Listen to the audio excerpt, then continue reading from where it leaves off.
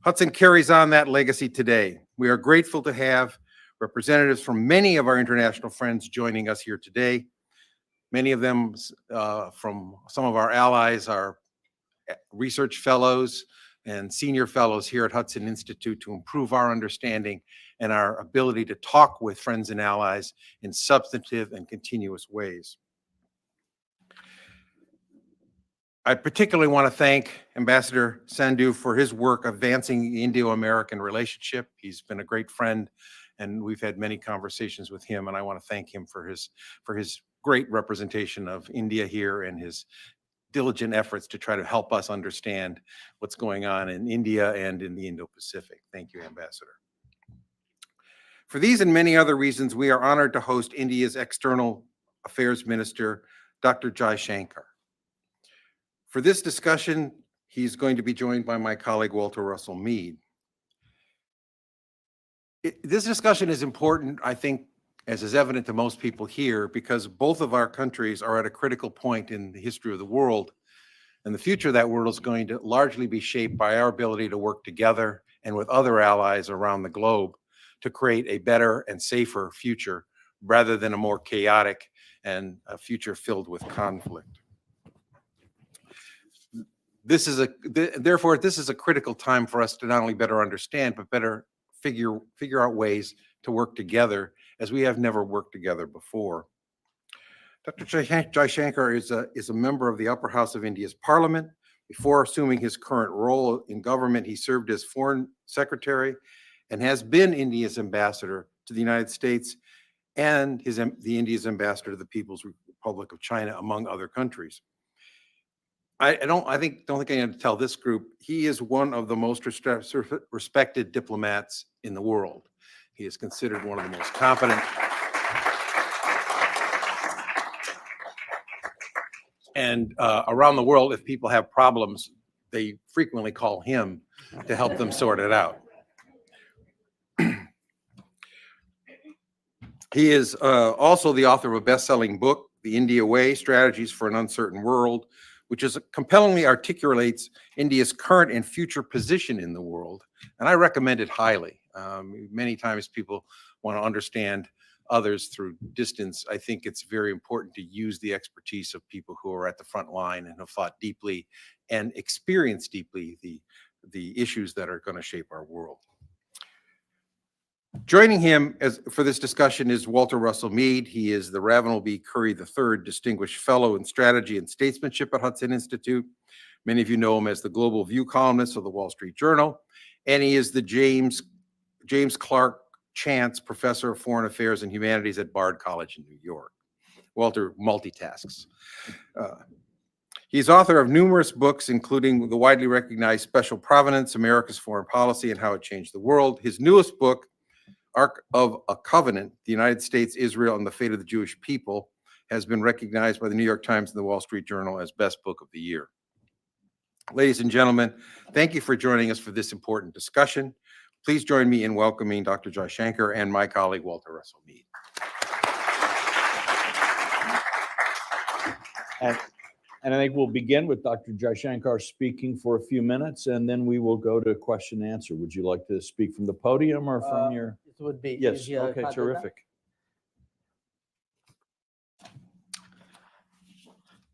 Good morning. Good morning to all of you. And it's a real pleasure to be back here. It's been some years, but of course, we've been talking to each other. I was told that the topic for the day is India and the new Pacific Order. Am I correct? Now, I wasn't sure whether the Pacific was with a capital P or a small p, but either way, we are into it. For many people, I think, particularly in the United States, it's probably a new idea, something very different to think of India in terms of the Pacific region, Pacific Order, the Pacific Community of Nations. And the fact that we have such a title and it seems natural today is an indication actually is one indication of what has changed in the world. Viewed from India's perspective, we today do much more business to the east of India than we do to the west of India historically. We look at our key trade partners, we look at our important economic partners, we look at a lot of our strategic interests. A lot of it is today extending eastwards into the Pacific and beyond.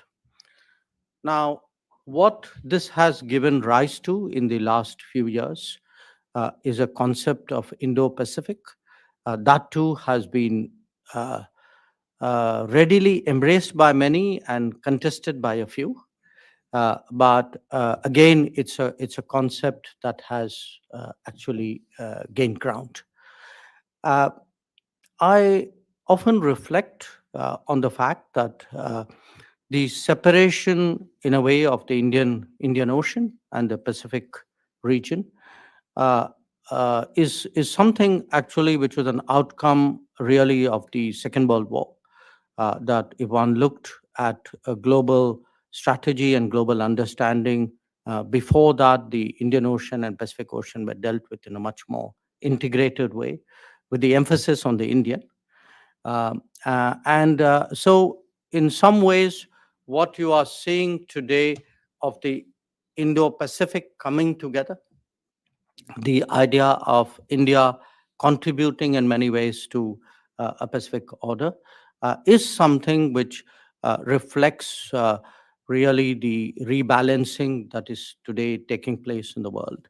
A rebalancing in which the changed capabilities, positioning, and attitudes of the United States is the central driving factor. But also in one in which the rise of China and its implications is obviously a very, very crucial issue. But to which there are many other moving parts, but an important one is also that of India. Now, related to the Indo-Pacific, again, over the last 6 years, another concept which has gained ground is that of the Quad. It was revived in 2017 after a gap. It was attempted first in 2007. It did not last. It was revived after a decade. It's an interesting question why it worked this time when it did not work the first time. Not just worked, but if you see in 17, it was done at a bureaucratic level, at an undersecretary level in the US. In 19, it became a ministerial forum. In 21, it became a presidential prime ministerial forum. And at every stage, there were people who said, well, this is where it sort of fizzles out. And it seems to be growing from strength to strength. And we will have the privilege of hosting the summit next year in India. In terms of the Pacific order, I think a lot of the global concerns are most acute in the Pacific. One, of course, is the larger issue of how do you maintain stability in the middle of very major change taking place, because often sharp changes in balances of power and interest and influence can create risks whose management therefore becomes a very crucial issue. But there are some other, I think, key issues today in the world which center particularly around the Pacific. One of them is the building of reliable and resilient supply chains, because the experiences of the last few years have taught us their importance. The other is the promotion of trust and transparency on anything to do with digital. So whether it's telecom or whether it's artificial intelligence or whether it's the car that you are driving, you really today the importance of trusted providers, trusted sources, trusted geographies. I think this is today a very, very big issue. The third is the over concentration of production, of especially of manufacturing. That if you have over concentration, which is liable to be leveraged, had it happened in any of our uh, national economies, it would have attracted antitrust provisions. Yet it happens in the world, and we are all blissfully, we are sanguine about it. So, what are the dangers of over concentration? What are the implications of over concentration? How are they leveraged? How are they weaponized? I think is a very big issue today in the world. And if you put it together, I would suggest to you that the world is badly in need of some form of re-globalization. That globalization itself is undeniable. It has struck very deep roots. It has tremendous benefits. Nobody doubts that. But the particular model of globalization, which has evolved over the last 25 years, uh, obviously has a lot of risks inherent in it. And today, how to address those risks and create a safer world is part of the challenge facing the Pacific Order. So let me just end with one last remark, because John, there was something you said, which was India and the United States have never really worked before together. I think that is a very thoughtful observation, because dealing with each other is not the same as working with each other. And in the past, we have always dealt with each other, sometimes not entirely happily.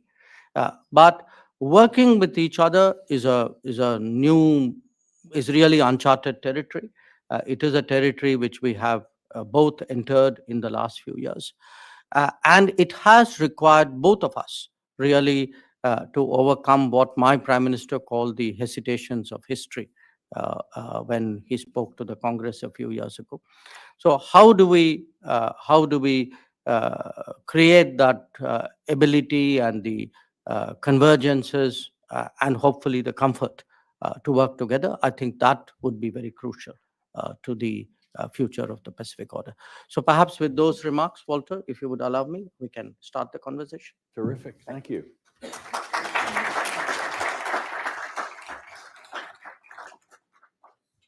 Thanks for those remarks, and thank you so much for being here. You really do, Hudson, great honor.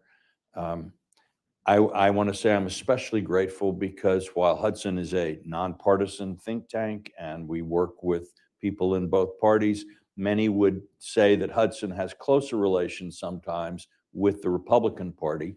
So we especially appreciate that you have reached out in a way, in a bipartisan way, toward the opposition. It reminds us that both India and the United States are democracies, do believe in pluralism, and we at Hudson appreciate this sign of India's concern, faith in that principle. This is also, by the way, I just saw yesterday that Swami Nadan had died at 98, I believe. He was an example of Indian-American cooperation, not on the governmental level, but his work with Norman Borlaug helped establish the Green Revolution, which has been transformational in the lives of literally billions of people in India and around the world. And this is, this reminds me at least of what the US and India, what Americans and Indians can accomplish together. And I hope we will be seeing more of it. Minister Jaishankar, I should say first too, before I get into my questions, that he has agreed to take questions from the floor. And the way we do this at Hudson is we ask people to email questions. I know you all have cell phones here. I know you know how to text while listening. So we ask you to send questions to press, PRESS, at hudson.org. And those questions will come up to me. I'll have an opportunity to look at them, consolidate them where we have several questions on the same topic, and perhaps also forestall the possibility, it's not unknown, that sometimes people confuse questions with speeches. So please do that, and we will conclude the meeting with your questions. At the G20 and elsewhere, we hear that India is looking for a change in international architecture or in the way world politics works and world institutions. I've also heard India described as a reformist rather than as a revisionist power. It seeks real change in the status quo, but not necessarily in the way that perhaps some of our colleagues and friends in Russia and China might do. What is it that India is looking for in change in the world situation, and how does that affect, do you think, India's vision of where we're all going? Let me put it to you this way, that, the world as we live it today is largely a Western construct. Now, if you looked at the world architecture, to use your words, there's been obviously enormous change in the last 80 years. If one looked at the major economies of the 1940s and 50s, they are very different from the major economies today, and nothing illustrates it more than the G20 itself. The list of the G20 will tell you is the easiest way of actually getting a sense of the changes in the world. Now, for India, when we confront a largely Western created architecture, obviously we would like to encourage and facilitate and induce and pressurize changes which are badly needed. But it is done to add a non-Western layer and a input. So I make this very important distinction where India is concerned. India is non-Western. India is not anti-Western. So when we speak about, and I'll give you an example which we discussed even at the G20. It's very clear today that if we are serious about climate action, if you are looking to sustain, to ensure that sustainable development goals are well resourced, then somewhere we have to find the financial muscle for that. Now, for us still, it is the international financial institutions, the bank, the World Bank and the fund, which will be at the core of that effort. So a lot of what we are seeking to do is to improve and, I would say, refresh institutions, make them more fit for purpose. And that even applies to the United Nations.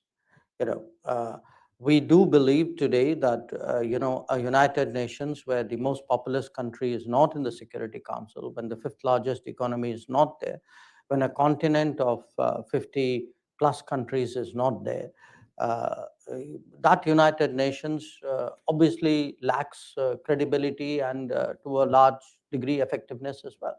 So the whole, when we approach the world, it's not with a, sort of pull down the pillars kind of approach. It is very much, what can we do to make it better, fitter, efficient, purposeful.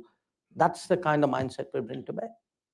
Well, I have to say, I find myself in agreement with much of what you say, especially when I look at the United Nations. And I think that in the official UN system, India is sort of said to be equal to Luxembourg. They both have one vote in the General Assembly. I like Luxembourg. Well, I have nothing against. Actually, if you're ever in Luxembourg, eat the duck. It's fantastic. Okay. But but the idea that those two political entities should be equally weighted in the United Nations is, I think, an absurdity that future generations will not be able to understand when they look back at our times. Now, over the summer, you said that there are three big Eurasian powers, Russia, China, and India, and that the Indo-Russian relationship is not transactional, this is geopolitical. How do you see India-Russia relations, especially at a time where Russia and China appear to be working much more closely together than before? This approach is not something new.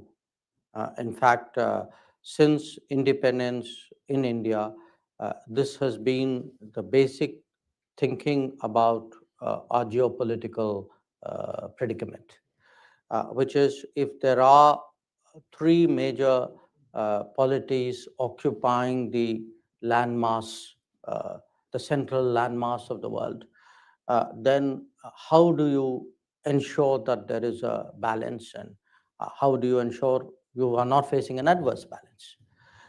Now, we had a phase, I would say, late 40s, which were particularly testing for us. This was when this is still Stalin's Soviet Union at that time. And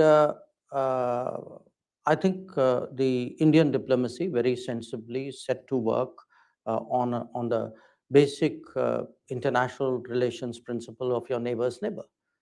So your neighbor's neighbor is intrinsically well disposed towards you. So since the 50s, actually, there's been a very systematic mutual cultivation. Now, it's not just us thinking about Soviet Union, now Russia. It's also the Russians thinking about India with the same principle and the same logic in mind.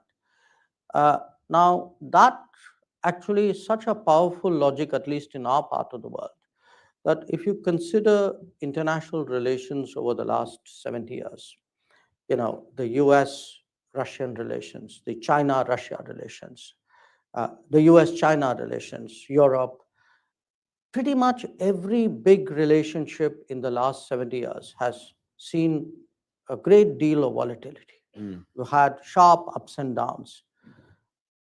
The India-Russia is very exceptional. It's been very steady. It may not be spectacular, so it may have stabilized at a certain level, but it has not seen that kind of ups and downs which your relations with Russia or China's relations with Russia or Europe's relationship with Russia has seen through, and that's in itself a statement. Now, if one looks at the world today, Russia today, I think as a consequence of what is going on in Ukraine, it seems to me clear, and I assume it seems to them clear, that in many ways Russia's relationship with the West has broken down. And in that case, it's logical that Russia focuses more on the Asian side of Russia, though historically Russia has always seen itself as a European power. So you are actually seeing a reinvention of Russia as a consequence of what is happening in Ukraine. And you can see much of that will naturally focus on China, because that's the first and the largest country and economy that Russia encounters when it wheels around and looks at Asia. But then again, India will and has come into calculations as well. So I would predict actually a Russia which would consciously focus on the non-Western world, away from Europe, away from the United States, look much more at Asia, look possibly at other regions as well, but Asia is economically the most active. Yep. So I guess that's what you're going to see. Okay. There's a growing recognition in the United States and India, I think, bolstered by Prime Minister Modi's tremendously successful visit last summer, that our two countries' interests are broadly and even strategically aligned in a way perhaps they have not been in the past. And this is that shift from dealing with one another to working with one another that you mentioned. Where do you see the principal areas where our interests are aligned, and what areas of tension and difference do you see at this point? I would say they are aligned in a set of areas. In a kind of a geostrategic way, they are aligned. That we both want to see a certain stability and a certain set of rules and a certain, I would say, distribution of power, which is advantageous to both of us, and our interests are not clashing in that respect. So at the biggest picture level, I would say there's a very powerful case really for India and the US to work together. So if you look even within our systems, historically, it was actually our national security side which had the greatest suspicion of or reservations about each other. Mm. Today, it's the national security side which is the most enthusiastic about it. Mhm. The second is actually the economic side, but an economic side which is very heavily tech focused. Yes. Because if one looks at the direction of the global economy, in fact, you look at our own lives, the tech component of what we use and do and live amidst is increasing. This what you can call it the knowledge economy, the information embedded economy, I think has created again a very powerful new convergence between us, because at a global level, the United States will need partners. India will need opportunities and possibilities. So, to me, if we are today talking about ISET, if we are, if you look at American priorities like the IRA and the CHIPS Act, I think these are all factors which will create a stronger sort of bonding. So if you can get I think if the politics works and the economics get stronger, then obviously there's a very, very strong convergence. And you ask me where could there be or where are the problems? We are both, we are democratic societies, we are incredibly diverse, but we are diverse in very different ways. Yes. And we are very internally argumentative and externally, argumentative would be a mild word. So what happens is, I think we will have, there will be occasions where there will be that rub or that friction. And it will happen also because in a globalized world, our arguments are no longer contained in a national sphere.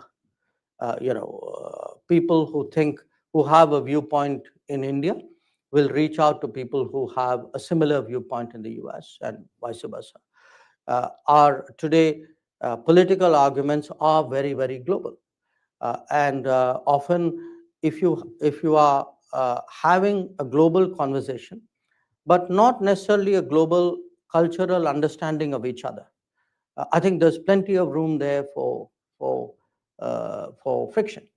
Often, I read judgments or I hear people say things in the US and sometimes in India too, where we are looking at the other society completely from our own template, from our own experience.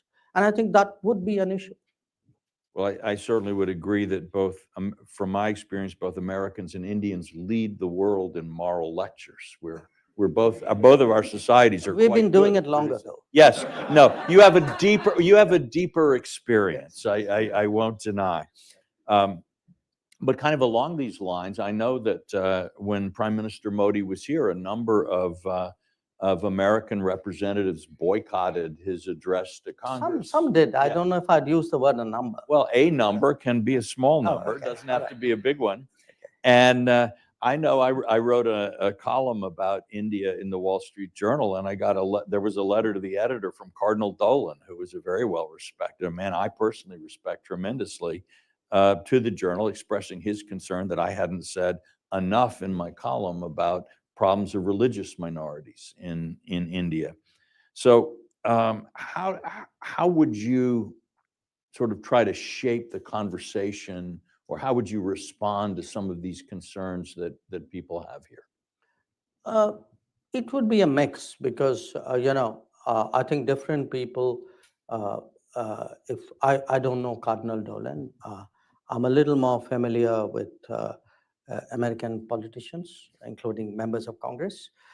So I'm not, I know many of them have strong views, often electorally driven, sometimes culturally driven, all of that. So I'm a little hesitant to address specific examples. But as a broad proposition, Yes, yes. look, as a broad proposition, uh, all I can say where India is concerned is the underlying culture of India is deeply pluralistic. In fact, I cannot think of any society in the world, and I've lived in many of them, whether I look at Europe or look at North America. North America, US is very pluralistic. China, I've lived in Russia. The diversity and the layers that you get in India, and you can slice it in different ways. It could be ethnicity, it could be faith, it could be language, it could be traditions. It's actually unique. It's Yep. truly in multiple accesses the most diverse space in the world. Now, it is something. Now, when you have that kind of diversity, that diversity will always have its own conversations and discussions. It will be there will be attempts to get a certain balance right. There will be corrections. There will be recorrections. It's in the nature of diversity. The only way you won't have those dialogues is when you don't have diversity, or when you have imposed something so strong that everything is okay in that place because everybody has either been forced to agree or conditioned to agree with each other.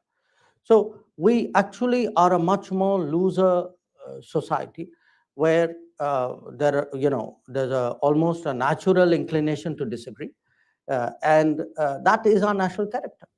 Now, when you have people who have not come through that experience, who for them, are listening, it's like you're listening to the next room. You really don't know the people in the next room. You're picking snatches of conversation, and then you are making a judgment or a opinion based on that particular soundbite that you picked up.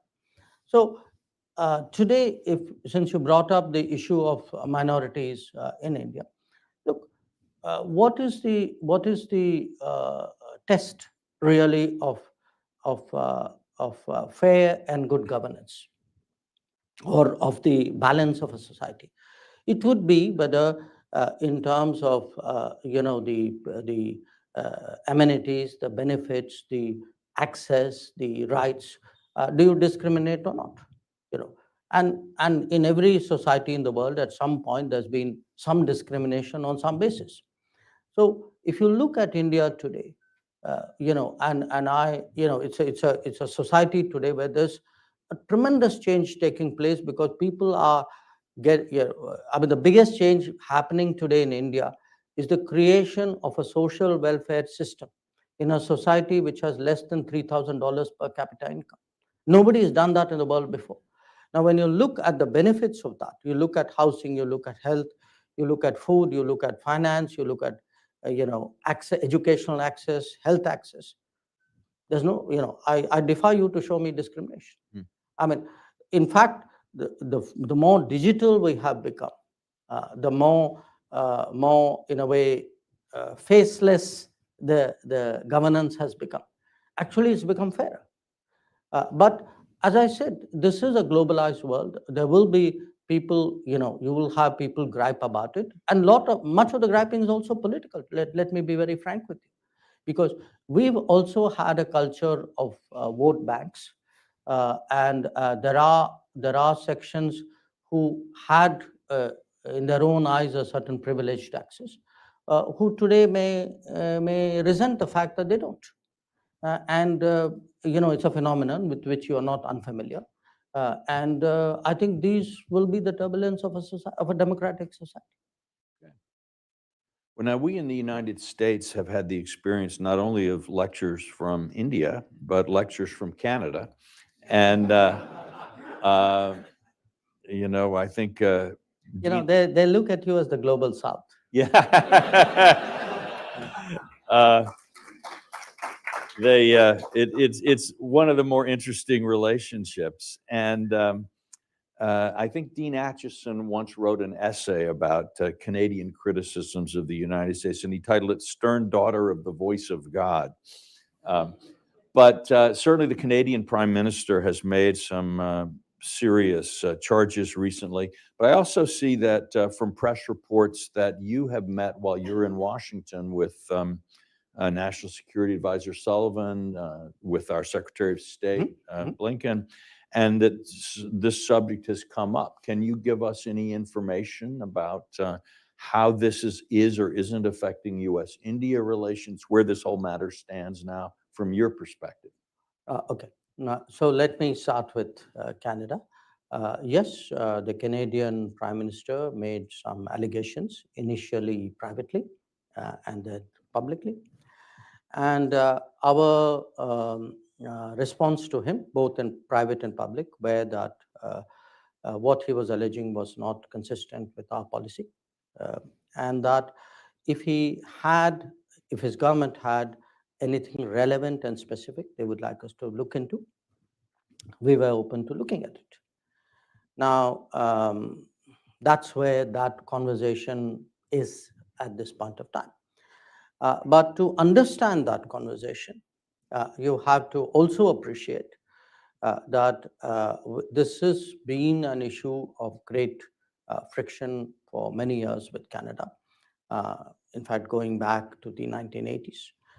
Then it became dormant, but in the last few years, it has come back very much into play because of what we consider to be a very permissive Canadian attitude towards terrorists, extremists, people who openly advocate violence. And they have been given operating space in Canada because of the compulsions of Canadian politics. I don't think most Americans, for Americans, perhaps Canada looks very different. But it depends, from where the interest, where the shoe pinches. For us, it has certainly been a country where organized crime from India mixed with trafficking in people, mixed with secessionism, violence, terrorism. It's a very toxic combination of issues and people who have found operating space there. So a lot of our tensions with Canada, which well preceded what Mr. Trudeau said, actually come out of that. And today I'm actually in a situation where my diplomats are unsafe going to the embassy or to the consulates. In Canada? In Canada. They are publicly intimidated. And that has actually compelled me to temporarily suspend even visa operations in Canada. So as I said, often countries look very different depending on how you see them and what your interests are. But I have this problem in Canada. And so your question, did I speak about it with Jake Sullivan and Tony Blinken? Yes, I did. And? No.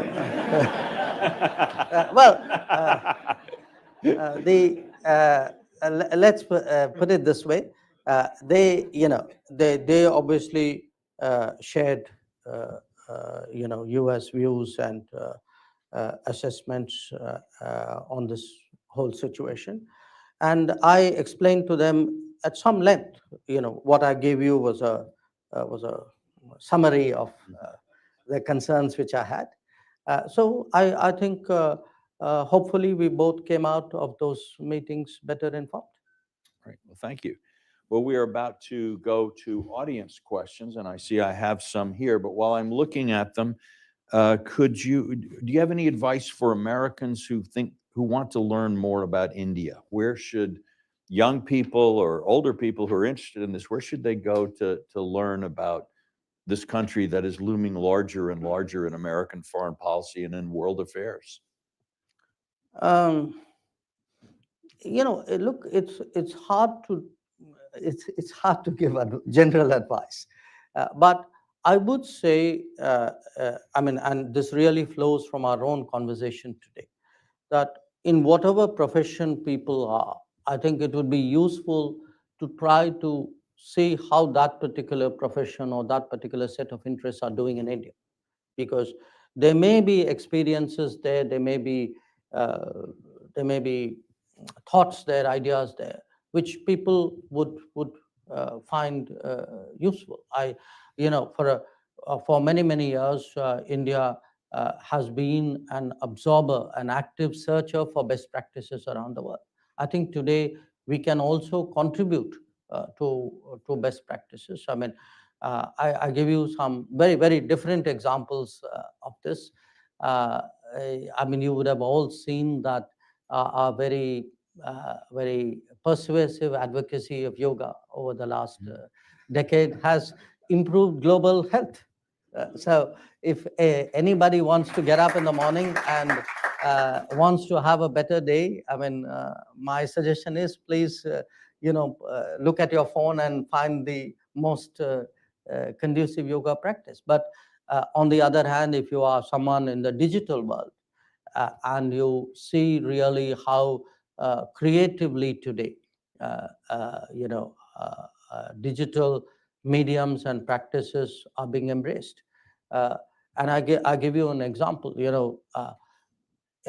If you are going shopping in India today, you can leave your wallet behind. You can't leave your phone behind, because most likely the person you're buying something from will not accept cash, will want you to pull out your phone, look at the QR code, and make a cashless payment. Now, we are clocking, last year we clocked 90 billion cashless financial payments. Just for a reference, the US was about 3, and China was 17.6. This year, we probably would exceed. I saw the June figures. It was 9 billion transactions in June alone. So I'm giving you that as an example. I mean, street vendors today will have a QR code on their cart and say, just make your payment there. So it could be digital, it could be wellness, it could be food habits, it could even be, this whole discussion today we have about pluralism, identity, culture, tradition. I think there are things to learn there, and I equally, just so that people don't think I'm back to that moralizing path, that I do think Indians too, are getting very global. There, the world comes at you every waking hour through this wonderful instrument we carry with us, and the more we absorb, the better off we are. Okay, great. Well, now I have some questions from the audience to ask. We have one from one of my fellow press reptiles who is here in the group today, has said that President Biden appeared confident enough in the intelligence about alleged Indian government involvement in the murder of Hardeep Singh Nijjar to raise the issue with Prime Minister Modi at the G20. He asks, what have you done in response to the U.S. and other Western concerns? Maybe we've answered some of this already, but. Sure. Yeah, I think I answered that. You've answered it. Okay, we move on. This is from someone at a think tank. We see India playing an increasingly important role in new multilateral groups like the G20, Quad, I2U2, India Middle East Economic Corridor, et cetera. Is the Indian government looking to utilize this diplomatic momentum to strengthen more regional groupings such as SAARC, the Indian Ocean Rim Association, particularly the IORA? Yep. We actually have an IORA meeting next month in Sri Lanka. I'll be going for that. I think we've even tabled an Indo-Pacific Oceans initiative at the East Asia Summit, where we look at non-security aspects of protecting the ocean space. Today for us, the challenge is uh, there are new opportunities, uh, there are new combinations. And how do you do that without losing focus of what you have? So it's a kind of uh, it's a bird in the bush and the bird in hand, but you want to keep both of them. Mm. And part of the challenge is also to keep the older partners convinced that your interest in what you've been doing for some time remains. The SAARC is an exception there. It's currently dormant because one of its members, who will remain unnamed, believes that they can practice terrorism at no cost. So that's an exception. But otherwise, we've been pretty much active, and really even the latest latest initiative we're looking at is this Middle East corridor, which has India at one end and Europe at the other. So it has, for the moment, Saudi Arabia and the UAE, but it is it's got the US as well as a kind of a guarantor partner, if you would. It really has a lot of possibilities because, given if we can find a more seamless, effective, competitive logistics between India and Europe, I think it will have enormous consequence for the global economy. I have a follow-up question from someone else on the same sort of general role question. How do you see India's role changing in the Middle East? And I would add, I think many Americans may understand that there's a close India-Middle Eastern relationship on energy, but also Israel is a primary defense partner with India. And then we have millions of Indians who work in the Gulf countries. So the relationship, 9 million. yeah, the relationship is really quite close. Right. How do you see India's role developing in the Middle East?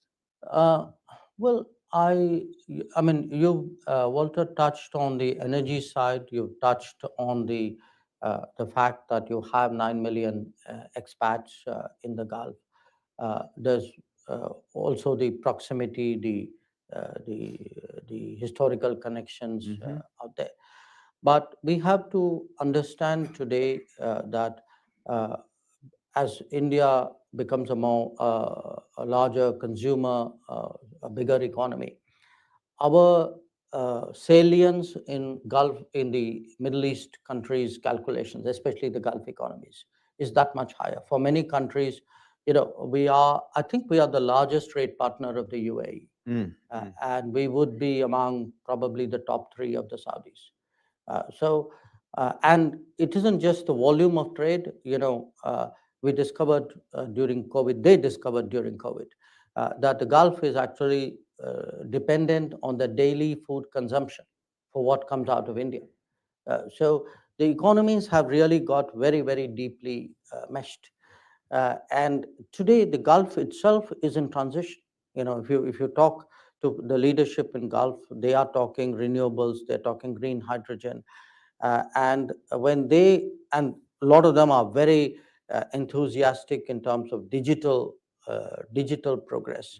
So we are finding new areas of intersection with them, and I mean, if you look at Indian businesses, we are today far more entrenched in the Middle East than we've been for a long time. Yeah, I think that's right. We have a final question, and then we'll bring this part of the program to a close, which is, again, without mentioning any names, somebody's asked, as we speak today, the situation in India's western neighborhood is deteriorating at a fast pace. There could be a situation where a country could collapse or see unrest. How is India preparing for such an unknown event, or how could it prepare? In an unnamed country. In an unnamed country to the west of India. We have a few countries. There's more than one option. Who are having problems of their own.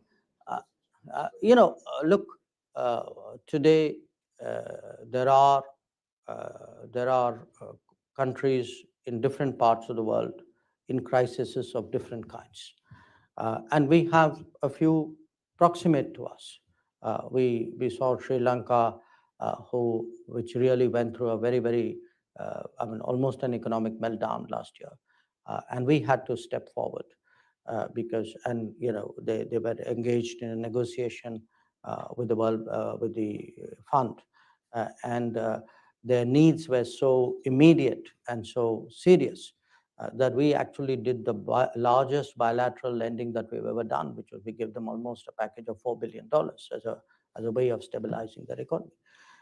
The unnamed country to our west, which we are talking about, they have a much, their problems are much more long term. They're much more deeper historically in terms of what happens when distortions have been introduced into the natural progress of an economy.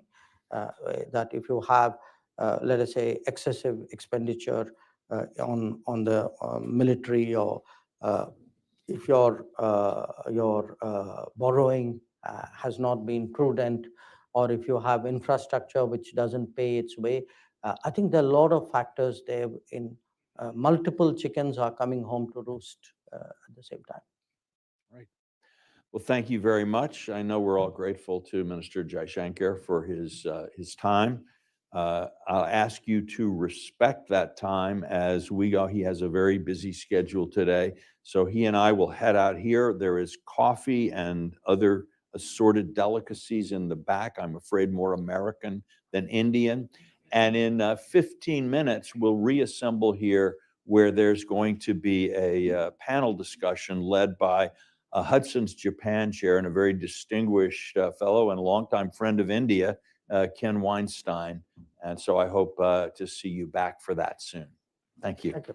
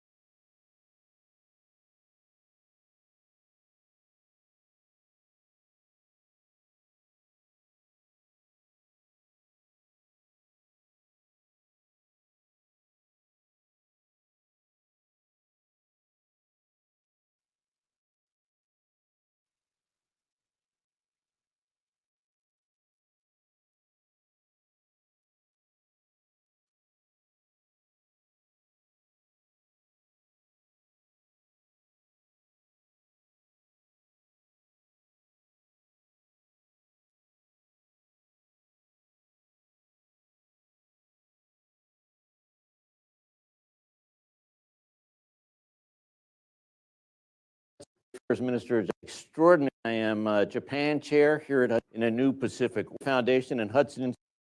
And welcome to the second part of our India Foundation and Hudson Institute conference, India's Role in a New Pacific Order. I'm Ken Weinstein. I am Japan Chair here at Hudson Institute. Now, we've had this extraordinary conversation already this morning between External Affairs Minister Jaishankar and Hudson Institute Distinguished Fellow Walter Russell Mead. And now we have a remarkable panel of experts to examine what the policy community and what the business community can do together to strengthen the U.S.-India partnership. And I'll say at first that Walter and Minister Jaishankar set an extraordinarily high bar. We will not try to achieve anything near that height, but I think it should be an interesting conversation. And let me just begin immediately just to introduce the people on the panel first. Let me begin immediately to my left is Vice Admiral Shekhar Sinha, who is the chairman of the board at the India Foundation.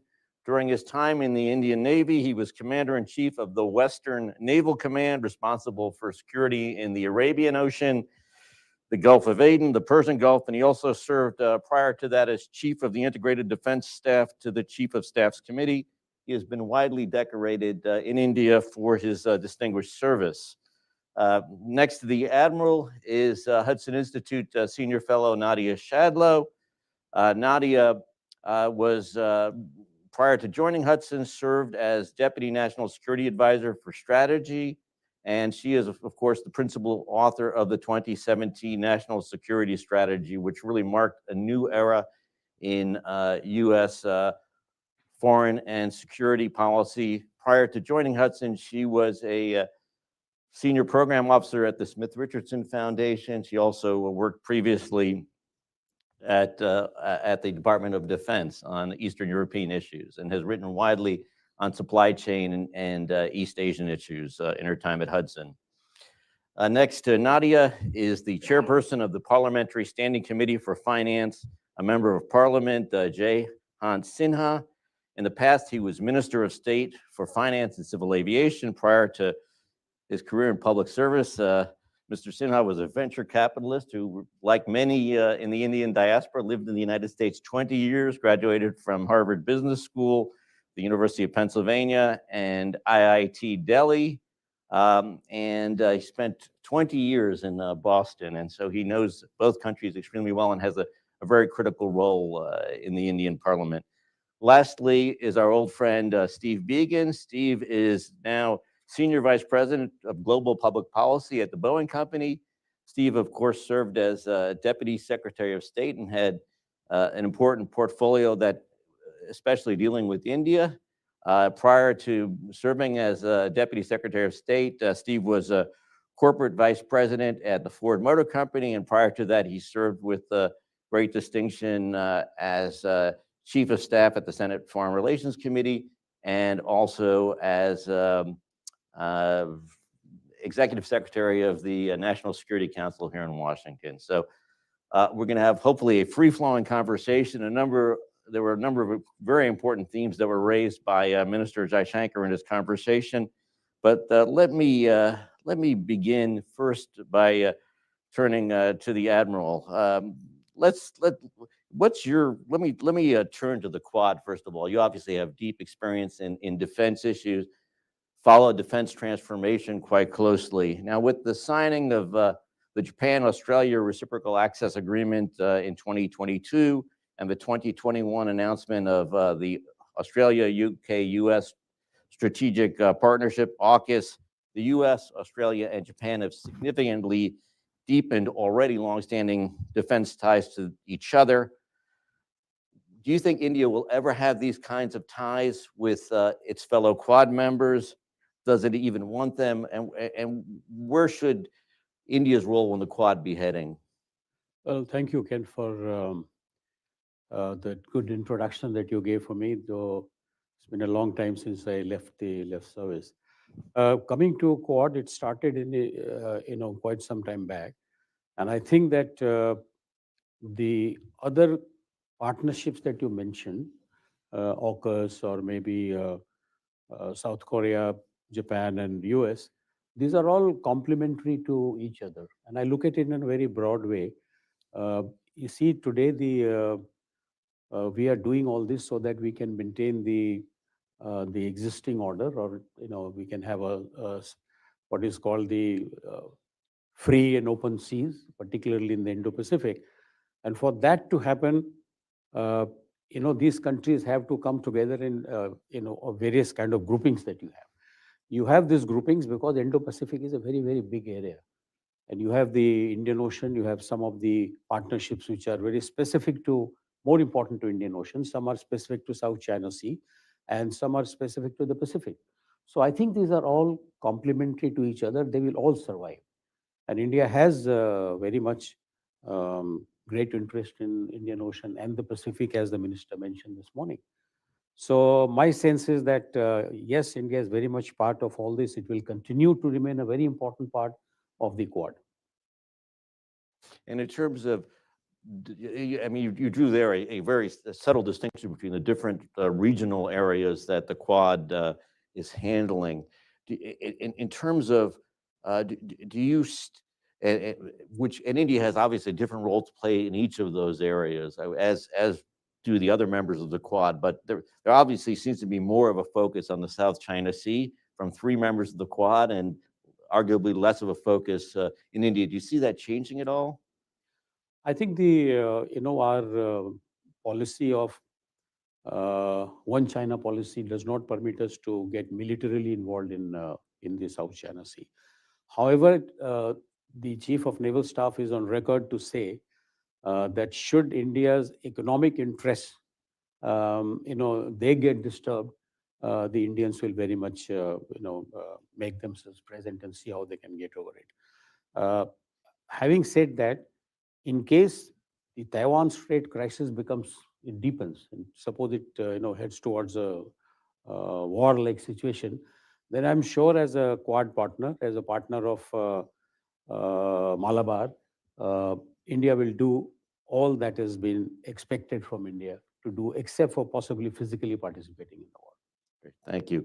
Let me turn it now to Nadia Shadlow. Nadia, you've written widely on supply chain issues, and obviously you also played a critical role dealing with your Indian interlocutors as Deputy National Security Advisor. Part of the Quad focus under the Biden administration has been to try to bring about secure supply chains. Where do you see this heading? How successful has this been? And what do you think we need to do together between India and the United States outside of the Quad framework? I think there's a lot of opportunity, and I think India has actually been in the lead in a lot of these opportunities, and in some ways faster than the U.S. So very recently, for instance, a big facility now will be built by Micron in India, hundreds of millions of dollars. Ground has just broken. And what's interesting is that they're predicting output in a year. Whereas in the US, we have a CHIPS Act, which is still sort of enmeshed in bureaucracy, and we're, I'm not really sure what's happening, right? I mean, it's moving along, but we could move faster. But that's just one area of potential partnership. I think most important is that India and the United States are aligned, as the minister said previously, in understanding what this new architecture of globalization needs to look like. What does the architecture look like? It doesn't look like the way that it has over the past 10 years. And India has been very important, and especially, the foreign minister, in articulating that. I think one of my favorite lines from his speech at the UN was, we aspire to be a leading power to take on greater responsibility and make greater contributions. And I really like that. It defines the areas that also the US and India can work on together. So supply chain issues, but increasing defense cooperation issues, looking at secure ICT around the world, in actually implementing and operationalizing these shifts. And I think there's the leadership today in both countries is committed to that. Thank you, Nadia. Let me now turn to Chairperson, Chairman Sinha. You just heard Nadia noting somehow something that is a little cognitive dissonance for some of us, that the United States is actually more bureaucratic in some ways than India. That, which is, I think, but it's probably music to your ears, given your role on the Standing Committee for Finance. and your experience here in the United States. Let me shift gears a little bit. You're here in Washington for a number of reasons, but in part you're here for meetings with the multilateral development banks. You heard Minister Jaishankar's discussion of the need to reform these institutions. What do you think needs to be done, and in particular, what needs to be done to better meet the needs of the Global South? Well, thank you, Ken, and thank you at the Hudson Institute for hosting a wonderful program. We were, of course, very fortunate to hear Minister Jaishankar give a very eloquent, analysis of geopolitics and India's position therein. And one of the issues that he alluded to, which you are touching on as well, is really a reform of the global architecture, particularly the multilaterals. And to that end, of course, as I said, I'll be having some meetings later on at the World Bank and the IMF to talk about what we can do with the multilateral development banks. That's really been front and center and right on top of the agenda on a number of different discussion fora. Most recently at the G20, where there was a very important declaration on MDB reform. And as Minister Jaishankar correctly said, India has gone from dealing with the United States to actually working with the United States. And when it comes to the multilateral development banks, we are in fact working very closely with the United States to reposition the multilateral development banks and many other elements of the global financial architecture to actually address the very important financing needs of the Global South. And let me just sharpen that point a little bit, Ken, because I think it's very important for us to recognize the stakes. We've talked about national security, very important there to build up the defense ecosystem, semiconductor supply chain, as Nadia mentioned. But equally, what we haven't spoken about so far is climate change. And as far as the Global South is concerned, if we don't get the support of the North, either from a financial point of view or in terms of technological resources, we are not going to be able to deal with greenhouse gas emissions and be able to bring the world back in equilibrium. And for that, the multilateral development banks have to completely be transformed. And that's a very important area for India and the United States to be working together. And of course, with Prime Minister Modi's visit here to the US in June, where there was a very strong statement of intent to that effect. And then separately at the G20, again, even in the bilateral, and then of course in the overall Leaders Summit declaration, again, the importance of transforming the entire global architecture to address these existentialist crises is very much on top of the agenda.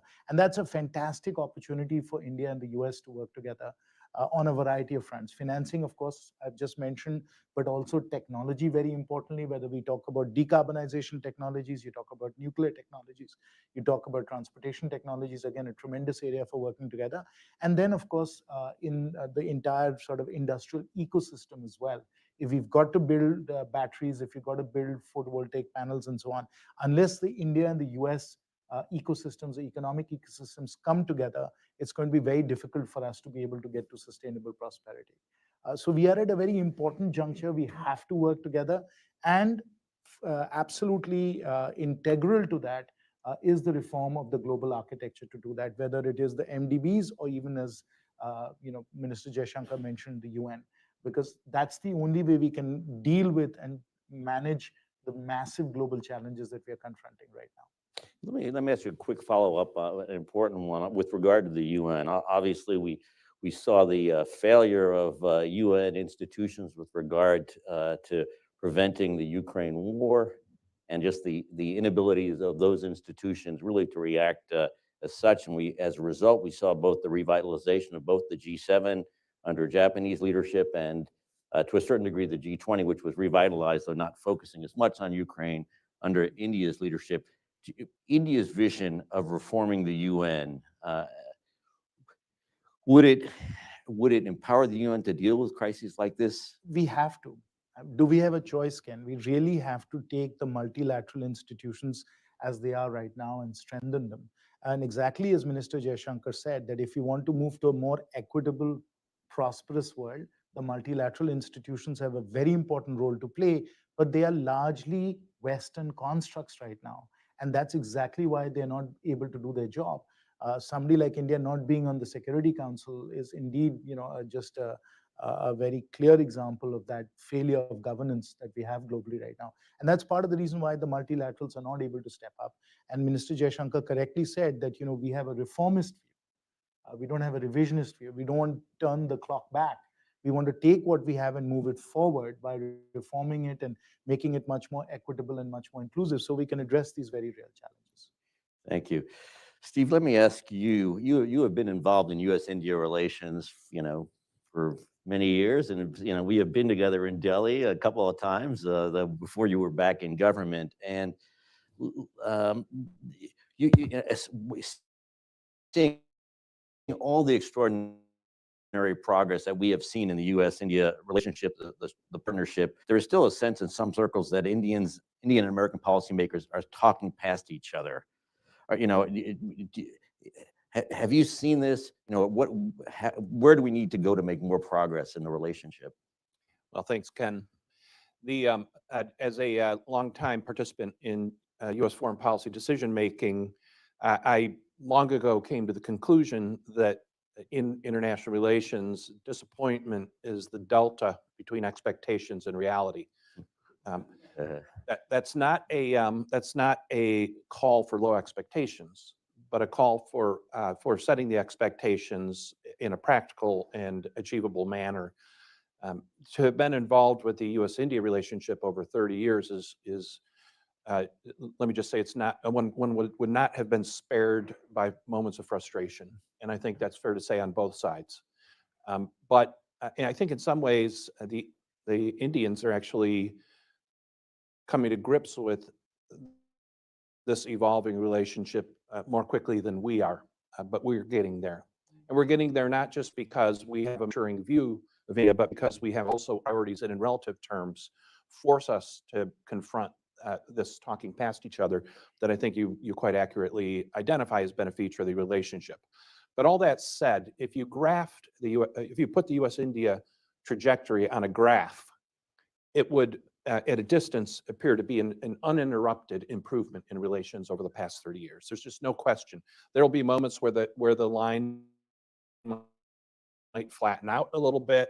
There's moments where it might dip or it might peak. And we can all think of those moments in the past 3 decades. But one of the great credits to the U.S. political system is that both Republican and Democratic presidents successively have taken a U.S.-India relationship that they inherited and left it in a better place. And I think that's even the case with administrations as different as George W. Bush's, from Barack Obama's, from Donald Trump's to Joe Biden's. That we have been on an uninterrupted trajectory in the right direction. The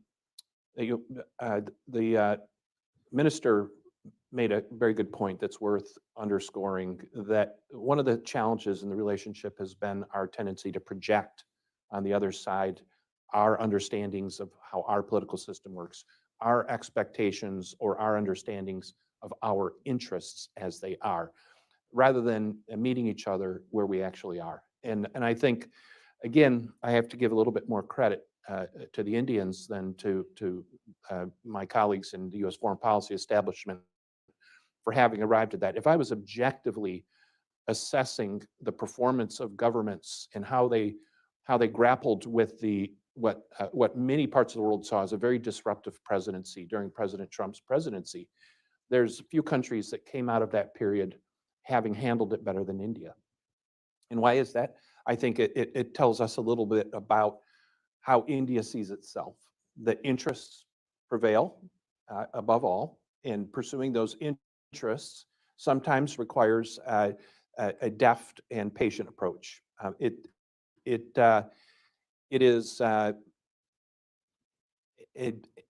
us, it is a requirement to see India not as the way we might have a generation ago, where as bizarre as it may seem, held up against today's realities, India would have been just another developing country among a non-aligned movement.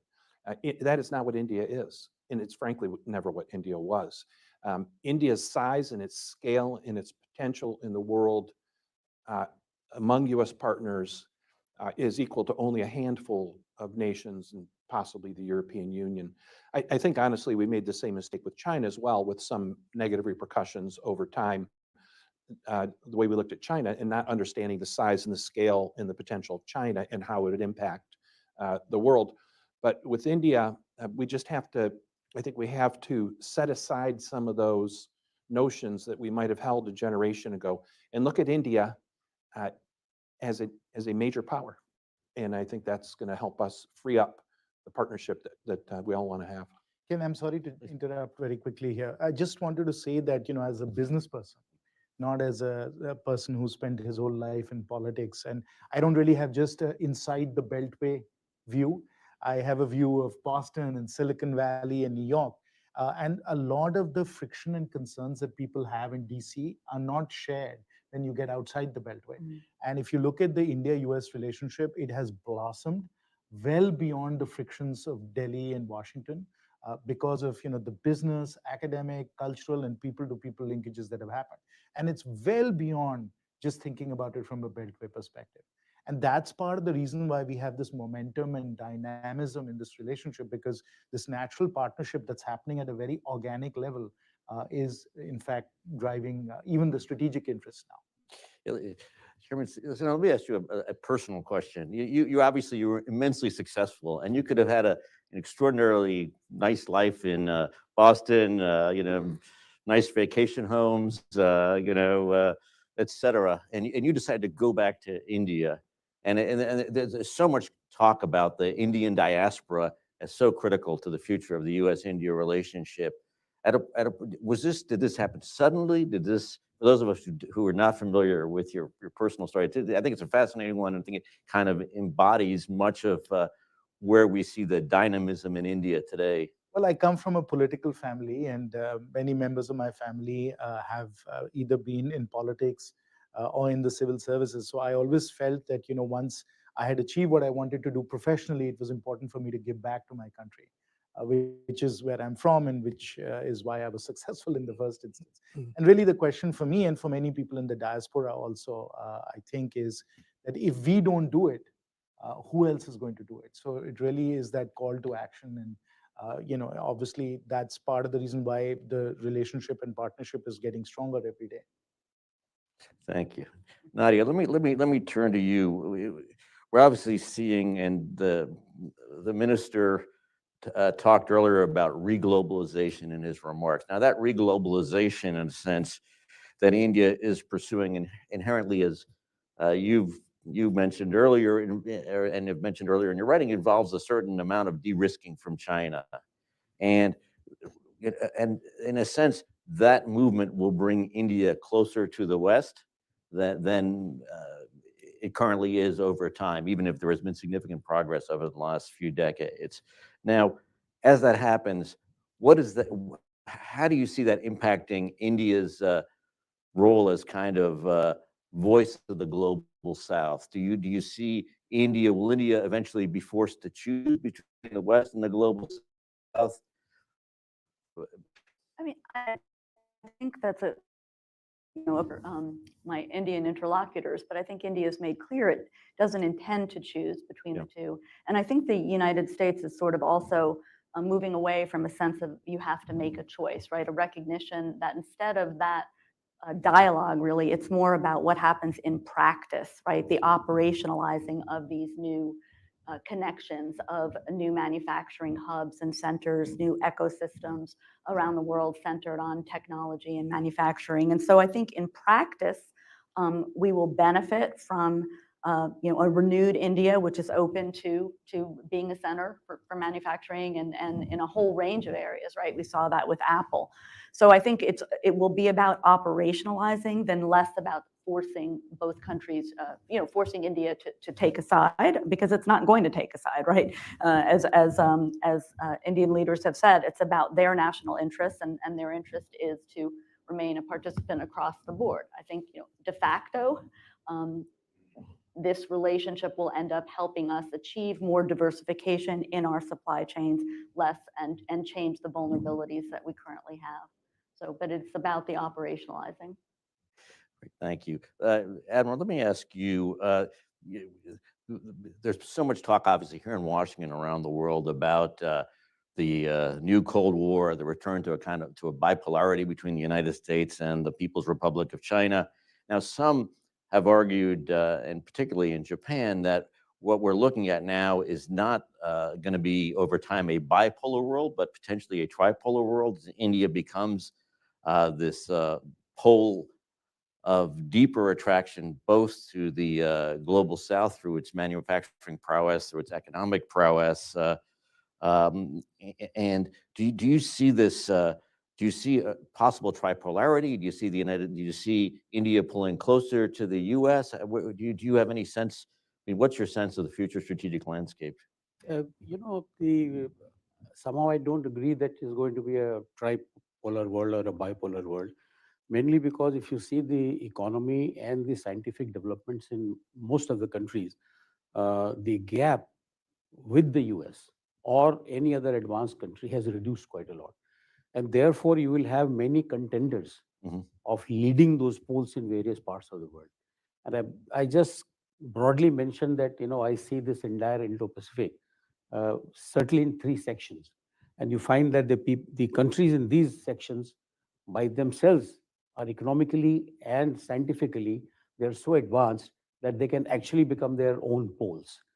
But what US is doing right now, to our opinion, that US has realized or accepted the multipolarity of the world. And that is why all these, Quad, you have Malabar, you have so many of these, togetherness.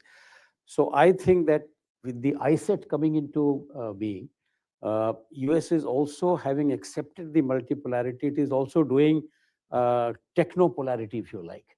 So technologically, if they got 3-4 poles, which the US wants to see, so that it's the gap of China and US in a very broader sense, that reduction, the reduction in gap can be prevented. So you have too many of these small centers, technically capable, militarily capable, and economically capable, so that China doesn't get to spread its wing the way it was thinking it would do. And where do you see where do you see were the greatest poles of attraction for India in that? Like, which nations do you see it? Do you see most following the Indian example? Well, I really I think that India is a big democracy, and positively the democracy is sort of gelled together.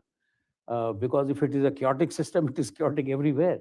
Or if the decision makings are delayed, all my co-panelists have said that, and I'm glad you have a good impression of Indian bureaucracy. We tend to believe that our bureaucracy is is the slowest.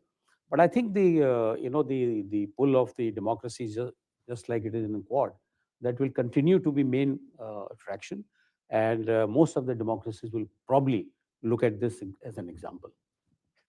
I think one area where India is making a big contribution is in global STEM talent, right? And the model that India seems to have seems to be one that maybe the US could learn from, where we've struggled for decades, over a decade, in producing the sort of STEM talent that our country needs.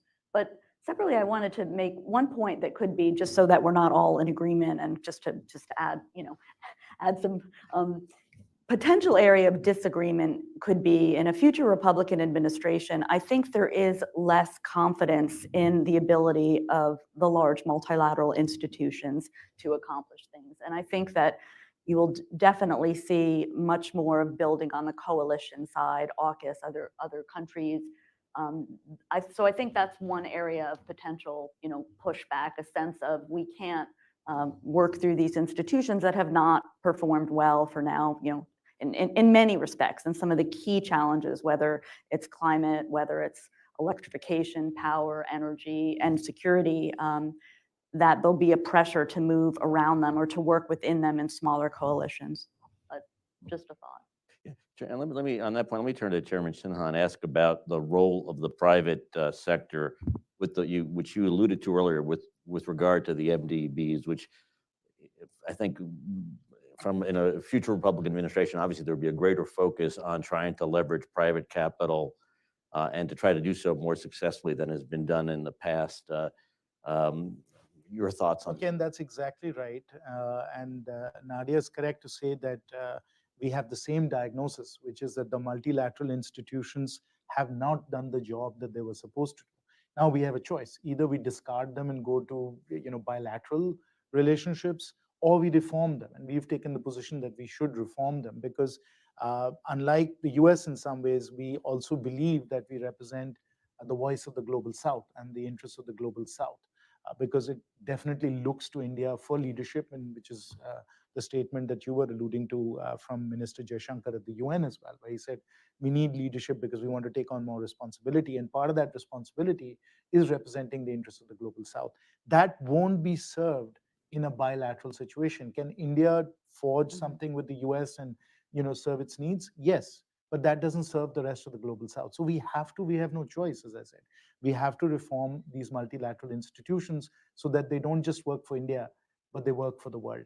And that's something we have to undertake. We have no other choice to do it that way. And part of the reform process of the multilateral institutions is to be able to enable the private sector. And we really have to transform these multilateral development banks from being ones where they are just providing loans to sovereigns to actually stimulating the private sector and working with the private sector, because that's the only way this is going to happen. Let me throw a number at you. The global South needs to get to net zero somewhere between $2 to $4 trillion a year. $2 to $4 trillion a year. The MDBs, the philanthropies, the governments of the world just simply don't have that kind of financing capacity. It has to come from private sector. And therefore, the role of the MDBs is really to be a catalyst for the private sector. It's going to have to be one that is driven and led by the private sector. And that's where we are philosophically very much in alignment with the US's thinking in this regard. But it's got to work for everybody. Thank you. Steve, let me ask you about the trade agenda between the U.S. and India. What do we need to do on the policy side? I actually think it's broader than just the trade relationship, Ken. Just as I was speaking about an evolution and how we are thinking about India as a political military power, I think we also have to very much think long and hard about how Western businesses in particular look at India as a trading partner and as an investment location. In the decade and a half I was with Ford Motor Company, we were rather aggressive in moving out to build a presence in India with manufacturing facilities in Chennai and Sanand in the state of Gujarat. We had IT headquarters in Delhi. I left the company in 2018. In the 5 years since, Ford has pretty much completely exited the market. The state-of-the-art facility that was built in Sanand was closed, and in the facility in Chennai was likewise Ford exited. And I've pondered in those years since how I didn't come to it. And I think that it tells me a reality of how Western businesses are going to have to approach the Indian market in order to succeed. And in short, I think the lesson might be we have to become Indians. India has for a long time made sense and will continue at some level to make sense as a place for lower cost sourcing, for excellent engineering talent, for back services. All those things will continue to serve a purpose to benefit Western businesses in their global business, but it has a very low ceiling. And I think that if I look back in hindsight, what I'd see is that you're going to hit that low ceiling, especially in business to consumer businesses, that in the end, when you reach kind of the point of that continuum where you want to enter the Indian market on scale, what you end up doing is simply exporting an expensive business model into India and not succeeding against the local competition. And so, to get to the part of the Indian business in trade and investment that's the high ceiling, it's going to be where the opportunity is. And then the trade flows will come, but they'll be intercompany trade flows. They won't necessarily be building something at scale in India and exporting it globally, particularly in markets that are deeply sensitive on tariff issues to a lower cost product coming out of India, and won't provide market access absent a reciprocal free trade agreement, which to me seems deeply challenging from all recent experience. So I think, particularly in the business to consumer businesses, but also more broadly, in a country of 1.4 billion people, with the future potential, the current and future potential that India has, we have to look at it differently. This is very different than simply a low-cost sourcing strategy or building something inexpensively and exporting around the world. We have to think about it like, is if companies do that, will they be seen treated as an Indian company as well? But you have a chance of acquiring that level of treatment, for better or for worse, quite frankly, because the bureaucracy and things like that are real for any company. I think you have a better chance of succeeding as an Indian company. Let me ask the Chairman Sinha about his reaction, because that's to me that sounds like quite a warning to those who are looking to India, including a number of major American companies that are trying to de-risk and move out of China, looking to India potentially as a manufacturing center. Well, it's a reality check, not a warning. And if you look at the automotive sector in India, Maruti and Hyundai, a Korean company and a Japanese company, have been super successful. So it's not as if companies are not successful in India, but it's exactly what Steve said, is that if you want to be a large-scale player in India, in Indian business, you have to be an Indian business. I cannot be an Indian business in America. If I want to be successful in America and build a multi-billion-dollar business, I've got to be an American company, which, by the way, our IT services companies have also learned, right? Exactly as they have transformed themselves. So that's a truism for business everywhere. If you want to build a large-scale, success-take business with all of the competitive factors of production that you have to marshal, and that's true for an American business in India, it's true for a European business, it's true for a Japanese business. But those that master that, whether it's a Unilever, whether it's a Maruti, whether it's an HSBC, whether it is successful multinationals who are in India, they then are able to not only do very, very well in India's market, which is vast now, become a production platform for the rest of the world. Because what you do is you are able to master the value engineering, the affordability, the very competitive manufacturing that is required to be successful in India. And that translates very well, not just to South Africa and Indonesia, but also to the US also. So some of the most affordable tractors in the US are being made by Mahindra, right? So it becomes a production platform for a particular type of customer, which is much more affordability oriented and value oriented. I mean, there's some talk now that artificial intelligence, and you can't have a panel these days and watch them without mentioning it, so, that can allow for a kind of transformation of more manufacturing to sort of achieve at a much lower cost the kind of craftsmanship that is eluded in certain sectors. I don't know. Well, we are worried about it on the other side, which is like if you end up automated programming and so on, then we can lose, some of our IT services, exports, etc. So we don't know which way it's going to cut yet. So we have to wait and see. Let me turn it to the audience for questions here, and let me ask, please identify yourself, ask a question, and direct it to somebody on the panel if you prefer to. Thank you, and try to keep the question short. Yes, thank you. My name is Siddhant Kishore. I'm a student at the American University and also an analyst at the Institute for the Study of War.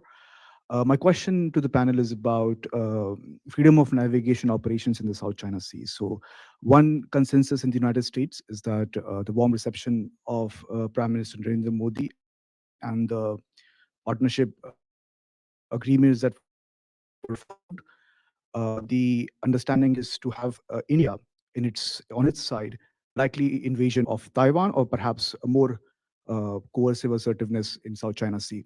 So to what extent is India willing to contribute in this collective deterrence in the Indo-Pacific led by the United States? If yes, will New Delhi be engaging in freedom of navigation operations in South China Sea with other client states of the United States? Thank you. That's good. And then No, Nani, when it comes to freedom of navigation, the Indian articulation has been that we believe in free and open sea. But that India will do as far as its trade is concerned, not for war fighting. Because when you're in a situation like war, then you have to be an ally. We are not an ally. Independently, the Indian warships are actually doing freedom of navigation. They are warned by the Chinese quite often. But that's it. It stops there. We have to traverse through that route, not only for our commercial ships, but also for our warships, which go to major ports take that way. I think that we are already doing it, but as a part of a task force or something, I suspect that will not happen till such time you become an ally, which I don't foresee happening. On the adjacent side, I mean, just a very small issue, but the US and India have just apparently signed a defense cooperation agreement to allow refueling of ships at sea. Yeah. So I'm not sure if that's a signal in a direction or not, but. They're already doing that in the South China Sea, because last Malabar exercise, it happened in South China Sea. So all four navies were operating, they were fueling with each other. So it's okay. You will get to hear from, but it stops there. it didn't- yeah.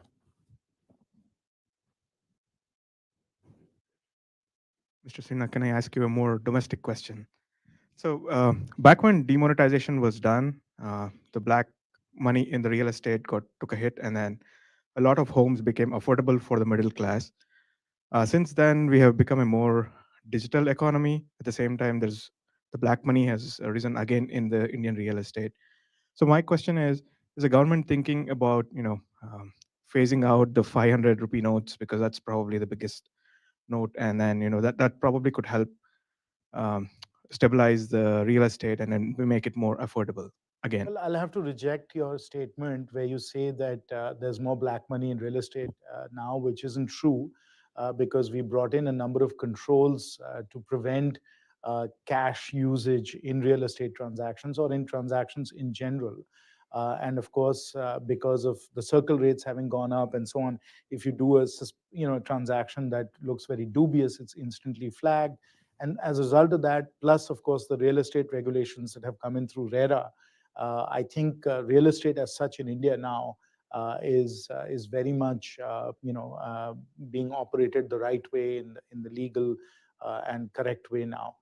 So I'm not sure I would agree with your proposition at all. And as far as the currency question is concerned, I think the Reserve Bank of India has been very clear about its policies in that regard.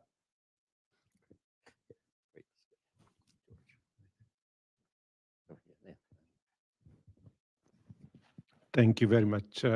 My name is Rajendra Singh. I'm working with the World Bank. My question is, in telecom equipment manufacturing, currently South Korea, China, and to some extent Europe, they are dominating the market.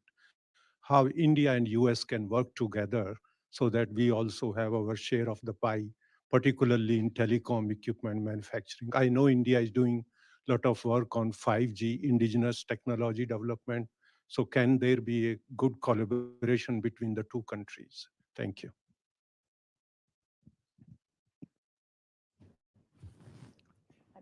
Yeah, yes, I think so. I mean, I think that's an important area of cooperation and possibility, and also in pushing for standards that benefit both of our countries, right, in international standards bodies.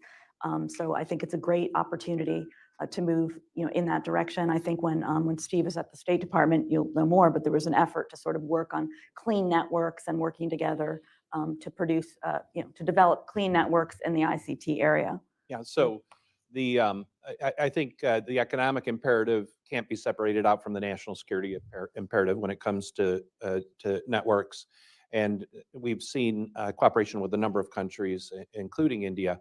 We have to recognize that collaboration is going to be essential in order to get the economies of scale, because ultimately price has been one of the driving factors for the spread of certain technologies from certain sources in the networks of countries around the world. And also, you know, just as with chip manufacturing, the United States allowed its own capacity in this area to atrophy over a number of decades. That's being reversed now, but it's very important that we not only find a way to scale up quickly, but find partners, and India would be an excellent partner. India's got huge ambitions as still largely an importer of telecommunications equipment, in the United States and India working together, I think could create the foundation for quite a bit of success. It's going to require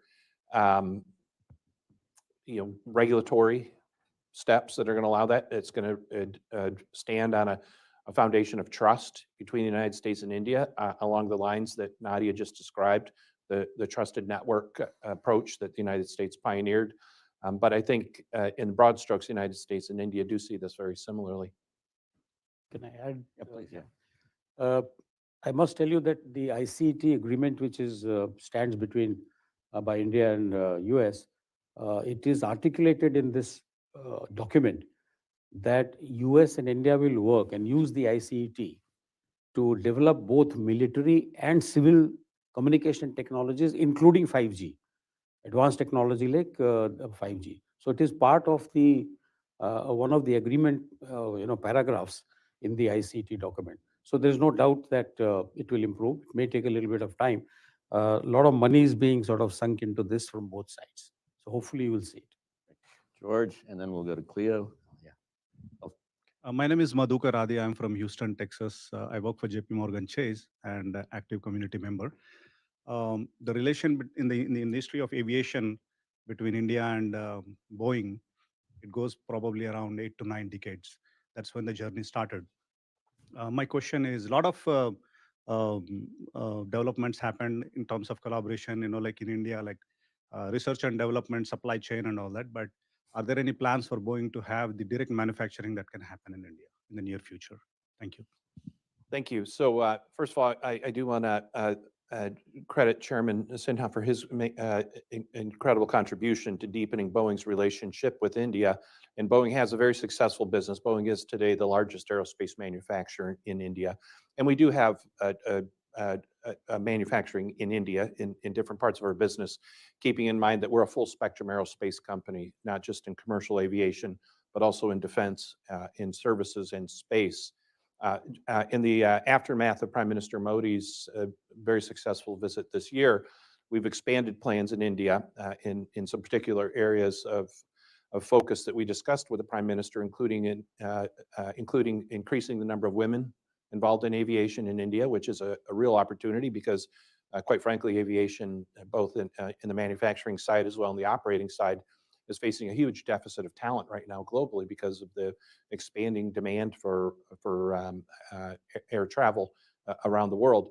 We're also expanding in a number of areas that are important building blocks for a business with potential to grow in any direction we want. We're building facilities for the maintenance and repair and overhaul of aircraft in several locations, both in partnership with the Indian Air Force as well as on a commercial basis. The sky is the limit. But we have to proceed up a progression to see what potential there is in the market. Aerospace industry, particularly on the commercial side, is a duopoly between two companies right now, although Boeing has an excellent partnership with Hindustan Aerospace Limited as well. So we're deeply involved in the Indian market, both as a manufacturer of significant portions of the aircraft, as well as with the commercial carriers themselves, which have also been transformed. Again, Chairman, under your leadership, the privatization of the industry in India has unleashed the potential for huge growth with several Chinese airlines, including Air India, but also Indigo and Akasa.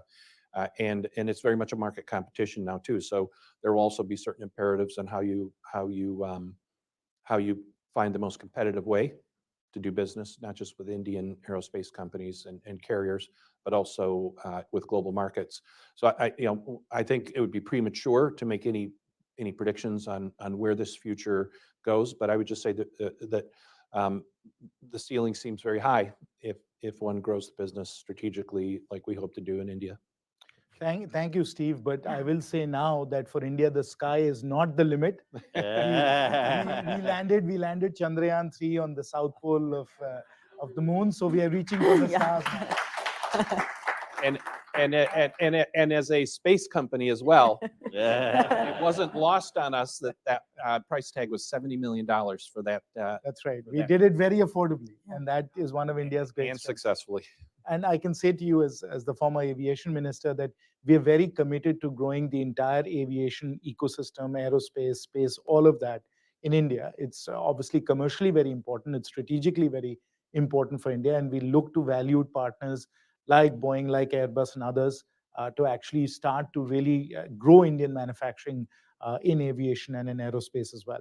You should know that as far as defense is concerned, we are going to be starting to assemble full planes on the defense side.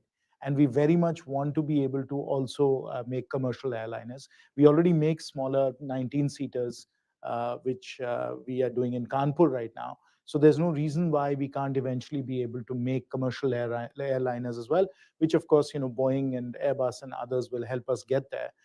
But given how large our aviation market is and how fast it's growing, and again, the fact that India can serve as a very valuable production platform for the world, I think it's inevitable that it's going to happen. When, I can't tell you 10 years, 20 years, but definitely, in that time horizon, we should be building full airliners in India. Great. We have time for two more questions. First, George Bogdan in the back row, and then we go to Cleo Pascal in the back row. Thank you so much, Ken. My name is George Bogdan. I'm a research fellow at Columbia University and a Hudson alum.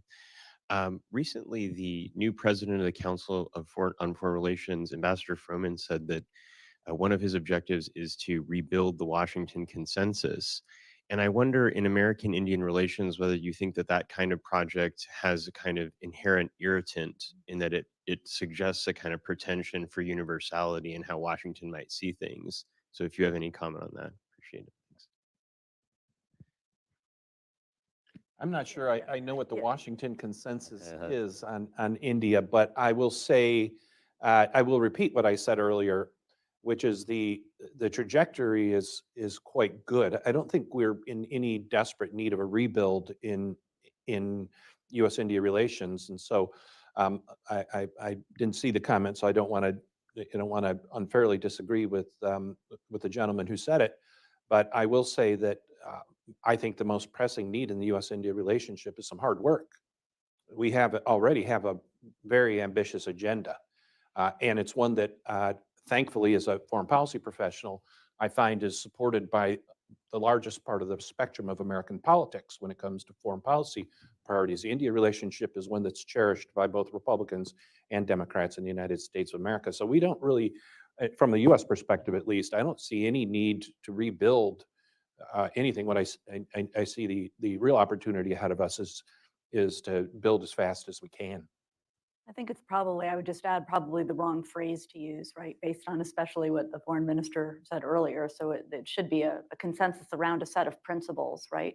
But a phrase like that probably doesn't, it's not going to achieve what he wants. But I like to think in terms of the specific principles around which we can, share, that we share, and then identifying those. No, I think there is a difference in worldview at some level between what I hear from my friends in America and how we in India see the world. And this Washington Consensus comment touches on that to some extent. We are not going back to the post-Cold War era. That is, 1990s. I mean, I grew up in that world. I loved it. I enjoyed it. But we are not going back to that. The world is very different. It's not going to be a unipolar world. I don't even think it's going to be a bipolar world. It's going to be very much a multipolar world, which is the view we have in India. Minister Jaishankar has articulated it very, very well in his own book. And when we are in a multipolar world, to try and reach back to a consensus that existed in the 90s, Committee to Save the World, all of that talk, I don't think we can go back to all of that. We're going to have a much more complicated, much more dynamic, much more fluid world of shifting alliances, multipolar power centers, and we're going to have to grapple and deal with that. That introduces a lot of complexity, and people like to go back to simplicity. But frankly, that's not the world we're in now. And I think the other factor that makes that really impossible is that the post-World War II era wasn't just about the era, it was about the war. And if you think about the nature of the security relationships and alliances the United States formed in the aftermath of that war with countries like Germany and Japan, with countries across NATO, and after the Korean War with Korea as well, these were countries that were ravaged by conflict and that were laid bare for the political contest that existed in that era of the Cold War, and necessitated, in the view of the United States of America, the need to have strong treaty alliance relationships with stationed U.S. forces, oftentimes, almost in all cases, inside the countries with which we had those security relationships. We're in a very different world now, and this is not going to be what the U.S.-India security relationship looks like. It's going to be less akin to a marriage of interests and mutual defense commitments, a legally based marriage of sorts, and more of a common law marriage approach of two countries which have a deep appreciation for each other and see strong interests in working together and deepening that relationship over time. It doesn't make it a weaker relationship. It's just a fact of history that it's not going to have the attributes of the countries that emerged from the devastation of World War II or the war on the Korean Peninsula. Okay, let's turn it to Cleo Pascal for the last question. Goodness, I better keep it short then. Cleo Pascal, FDD. A quick question on the Pacific issue of this. With Prime Minister Modi going to the Pacific Islands, that's clearly become a priority for India. They're under a lot of PRC political warfare effort, which is something that India has seen in the Indian Ocean. So for the Admiral, if there are lessons learned from how India has handled PRC political warfare in the Indian Ocean Islands that are relevant for the Pacific Islands, and if I may, Dr. Shadlow, if there are things areas where the U.S. and India could work together in the Pacific Islands, and whether that would be welcomed by India, perhaps, Chairman. Thank you. Well, India is quite happy to call this entire region as Indo-Pacific, as you know. Also, the conferences that we are having, more and more we are tending to get the Pacific Island countries into our fold. So it is actually work in progress, and I suspect that the U.S. taking everybody together in this entire Indo-Pacific will be quite welcome, because we are there to assist these countries. We are already helping them to develop their capability.